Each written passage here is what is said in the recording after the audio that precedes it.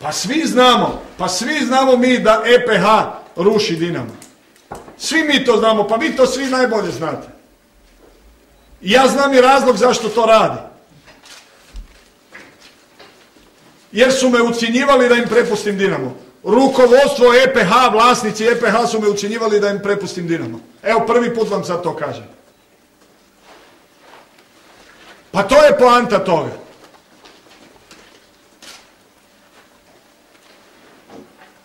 Zato jer više ne znaju, otpuštaju ljude, vama smanjuju plaće, smanjuju vam honorare, daju vam jedan dio novca, vam daju na papir, drugi dio novca vam daju na crno. Pa to zna cijela Hrvatska. Ali to nije tema.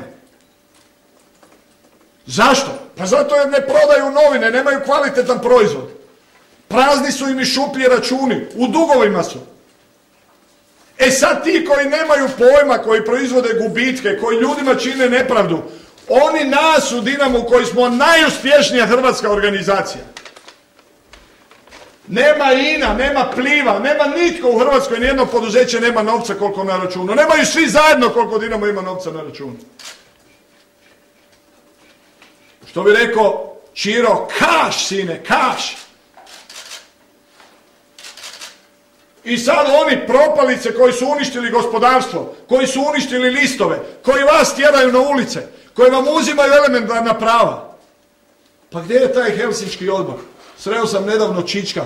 Kaže, Mamiću, daj nam za Helsinški odbor 200.000 kuna. Ja kažem, Čičak, moram se s tobom vidjeti, moram razgovarati i misleći da ću mu dati 200.000 kuna.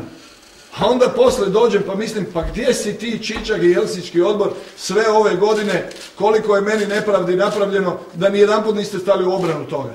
Gdje ste vi novinarsko društvo da se javite u obranu Mamića i njegovih prava i ljudi drugih, ne Mamića, nego sličnih Mamića koji se na stup srama pribija u ovoj Hrvatskoj? Gdje je taj Helsinško društvo sa priopćenjima i borbom sindikalnom za vaša prava i za vaše plaće?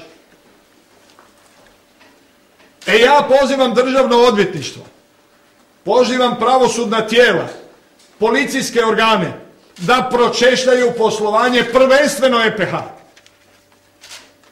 i da odgovore hrvatskoj javnosti i meni, borit ću se svim sredstvima, kao što oni pozivaju godinama i mjesecima i kako smo mi stalno podležni svakih mjesec dana nekakvoj financijskoj kontroli i drugim kontrolama, tako ja tražim kao građanin Republike Hrvatske, na to imam pravo po Ustavu, da mi se redovno daju izvješća što se to provelo od istraga u EPH poduzeću.